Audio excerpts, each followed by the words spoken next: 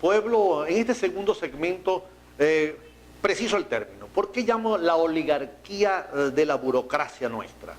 Porque la oligarquía se entiende en términos de poder económico, grupos que controlan la fabricación, la distribución y la comercialización de un producto por encima de las medidas del Estado. Desconocen muchas veces las medidas del Estado, sobornan al funcionario y son ellas, esos grupos económicos fuertes que controlan la distribución de alimentos, bien sea harina precocida, desodorante, las verduras, controlan la fabricación de piezas clave, de neveras, de todo. Son grupos que una fuerza industrial que les permite pisarle los callos al gobierno para que tome medidas a su favor. Y así había sucedido y pareciera que estuviera sucediendo todavía, porque lo que hemos vivido no solamente es la ineficiencia del gobierno, sino es la fuerza beligerante que tienen estos grupos económicos.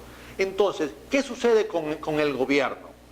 Hay dos discursos. El discurso que oímos, que es el discurso de vanguardia, que es el espíritu de cambio, que es mejorar la calidad y el nivel de vida de las mayorías, que es brindarle mayor suma de felicidad posible a los más pobres y al país en general. Porque aquí la felicidad no debe tener color, raza, posición religiosa. Todos debemos ser felices, así como que todos creemos en el amor. Ese discurso que tuvo en el presidente Chávez la expresión más afinada, más extensa, más intensa, más florida, a donde quiera que el presidente iba, fuera o dentro del país, el comandante hablaba de ese nuevo país, pero la realidad dice otra cosa. Entonces, ¿qué sucede? Que mientras los líderes políticos del PSUV, los líderes políticos del proceso para quitar al partido y poner más la visión abierta del proceso bolivariano de transformación del país, que bien lo merecemos, choca frontalmente contra una burocracia enquistada en puestos claves dentro del gobierno.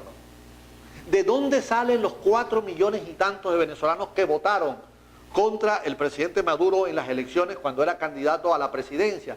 ¿De dónde salen esas masas que están molestas con las acciones del gobierno? ¿De dónde sale esa oposición? ¿Cómo es posible que recibiendo vivienda, teniendo atención médica gratuita, teniendo beneficios escolares, educativos, sin embargo, hay una oposición que tiene expresión funcional dentro del gobierno? Esa oligarquía burocrática, entonces, convencidos de que es un parecido y que no es una construcción literaria, es una definición política, porque esos burócratas son los que provocaron la fuga de 25.000 millones de dólares que se fueron de Cadivi. ¿Quién lo permitió?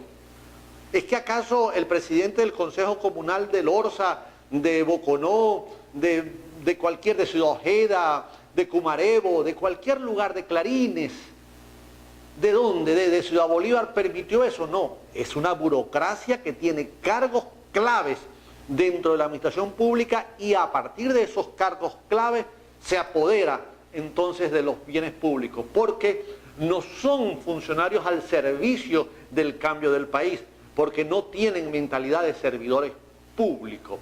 Esa diferencia que está en la cabeza es fundamental para pensar que no solamente se debe construir un nuevo paradigma de la frontera, que las fronteras sean solventes, que no haya tanta corrupción vestida verde oliva de este lado, que no hayan tantos funcionarios del SAIME que de la noche a la mañana se les ve carro nuevo, se les ve casas nuevas, se les ve propiedades en el campo, tienen hacienda, tienen fondos, y lo que son es funcionarios que controlan la migración.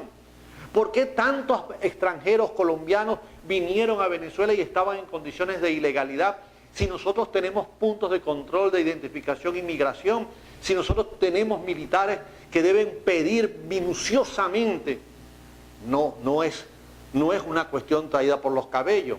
Y hacer el comentario con esta fuerza, con esta convicción, es porque tenemos que ir hacia adelante. Y no se puede vivir ciego, sordo y mudo frente a una realidad que abofetea. Y esta burocracia que tiene privilegios, esta oligarquía burocrática que hace lo que le viene en gana, tiene que ser denunciada, puesta al descubierto. Quiero hago estos planteamientos porque leí recientemente un funcionario, una persona que fue nombrada, un funcionario que ha estado rotando por varios cargos del gobierno y llegó a las oficinas del SAIME. El SAIME vino y estableció 12 normas. No van a permitirse más la exigencia de la fotocopia de la cédula de identidad. Se permite la partida de nacimiento independientemente del lugar donde se esté solicitando la cedulación. El uso de los celulares de los funcionarios. Muchas veces hemos ido a una oficina y el funcionario está hablando por el celular con un hermano, con una amiga, con la novia, con la amante, con el comerciante, con quien sea, y el usuario, que debe ser bien atendido, tiene que esperar que esta funcionaria o este funcionario termine de hablar por teléfono para ser atendido. Normas que, por ejemplo, he visto funcionarios de tercer nivel, de cuarto nivel, de una oficina en un pueblo, que se apropian de un pedazo del espacio de la carretera que es de uso público para estacionar su vehículo frente al local donde está la oficina pública, como que si ese espacio que es de la población, de la comunidad, fuera permisado para él. Y lo más grave, que las alcaldías le dan el permiso para usurpar el espacio público, no dan el ejemplo. En estas 12 normas llamó la atención cómo este funcionario efectivamente señala que los jefes deben ser los primeros en llegar y los últimos en salir. ¿Qué sucede? Que los jefes llegan cuando les da la gana, a la hora que quieren, y se van cuando quieren, no dan el ejemplo. Tenemos una oligarquía burocrática moralmente deteriorada. Tenemos un cuerpo burocrático que entorpece todo, que maltrata, que no hace posible que las cosas sencillas se resuelvan sencillamente, que no atiende con calidez humana, sino con soberbia. Alcaldes, alcaldesas, diputados, ministros, militares, porque el militar es un servidor público, o, como se decía antes, un funcionario público. No se trata de un juego de palabras, sino de conceptos. Es para funcionar públicamente dentro de un cargo del gobierno, o es para servir públicamente en un cargo del gobierno. Es para servir, es para servirle a la comunidad. Como diría alguien por allí, si no vives para servir, no sirves para vivir. Se trata de que este cuerpo burocrático cambie de concepto. ¿Y con qué nos hemos encontrado? Por mucho esfuerzo, por mucho discurso bonito, discurso noble, solidario, que expone el gobierno o que exponen algunos funcionarios públicos, militantes políticos con cargos públicos, de que debemos cambiar, no sucede. Sucede que la burocracia hace lo que quiere, entorpece lo que quiere. Se nombran para una comisión para investigar la situación de los consejos comunales y lo que hacen es maltratar, y al menos que consultan es al pueblo. Entonces, ¿bajo qué figura nosotros podemos pensar que se puede cambiar el país cuando no atacamos radicalmente esa corrupción ética, esa corrupción económica y esa corrupción política que se da dentro de la administración pública? Vamos con los compromisos y seguimos en este espacio. Este es mi pueblo.